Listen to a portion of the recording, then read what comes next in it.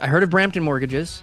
I'm assuming that the people who live in Brampton predominantly is Indian. I imagine a percentage of them also have got those type of mortgages. This episode is brought to you by Shrubs.me. One of the big differences between now and back then is that I believe that this is true, that wages were much closer to prices back then. Right now, the gap is just extraordinarily gigantic in comparison. Sure. And so back then, I think things had a The different price to income ratio was a lot lower. well, but so right, like it has to be a combination of income, price, and interest rates, right? All mixed together to make something worthwhile again for some group of people, right? And so now, like wages aren't gonna fucking catch up. Like that's But off the table. can we talk about that quickly? Like, Yeah. we got burned from this last time, but What? we got killed for this in the comments last time. We did? But like, how many people do you know making 60 grand or less? 60 grand or less? Yeah. Yeah, okay. I mean, And that's maybe like, a few people, but that's like, the average income, the average income is two people making 60 grand. right? And so you can only name a couple people who make 60 grand or less. Like, Yeah. really? Like, you also have to remember there's a ton of people. So when I talked to somebody the other day who was talking about mortgage qualifications, they told me that 60% of the people in their community, Chinese community, get like fake mortgages. They're just like, everybody does. I got a fake mortgage, you got a fake mortgage. Everybody just, you pay the guy to do the paperwork. So their incomes are way higher than stated. You're talking about an entire community. I heard of Brampton mortgages. I'm assuming that the people who live in Brampton predominantly is Indian. I imagine a percentage of them also have got those type of mortgages. That's what we're assuming. Okay.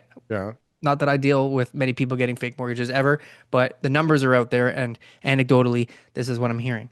So like the average income is way higher than it really is, and that people are saying, well, the incomes haven't kept up, but like I deal with a lot of people. They can only record what people are claiming to CRA, but the amount of people who are making money, people in our comments seem to be very wealthy. I don't know what's going on in those comments, what they're up to, but people have got investment incomes, they've got their T4 incomes, they've got their business incomes. People are making a lot more money now than they ever did before. More than they're stating, you're saying. And the income to price ratio recording today, the same way that it was recorded in the 90s, is inaccurate. Okay. It's inaccurate because of the amount of money that people are making off the books today compared to how it was before. Right. And then you've got a huge population growth. So, of course, you're going to have a bunch of people brought in their grandparents and stuff like that who are like making $0. And those are contributing to our average income. Meanwhile, they're all being supported by the people in the same house, being paid for by the people who are making six figures. Right. People are making six figures. And I get it. Some people aren't. I'm not saying that's like a bad thing. There's people who love their job and they're great at it and everything else. But people are making six figures these days. That's why they can afford the houses, TK, and the prices. even six figures. I mean, I don't know what six figure you're talking about, but $101,000. right. So like if you're just at like in the even between 100 and 200 grand a year is not a lot of fucking money right now, TK. And that's what I'm trying to say. And if it was a lot of money, then you would be able to buy more with it. But the reason that you can't buy more with it is because everyone else has it and they are spending their money on those other things. This is why prices have come up. That's why inflation's much higher than actually is reported, is because incomes are actually much higher than what people are reporting.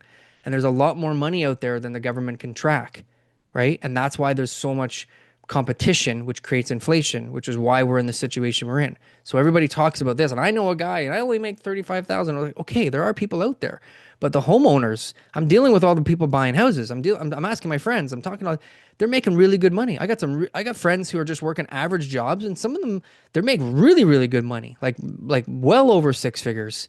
And I never even thought about that. 10 years ago, I would have thought that those type of jobs would be under six figures. But no, they do really, really well. And then they got bonuses, and some have got commission jobs, and some have got all sorts of things to earn. And there's a ton of people in that category. And those are the people who are buying houses. So everyone's like, well, who's buying houses? Those people.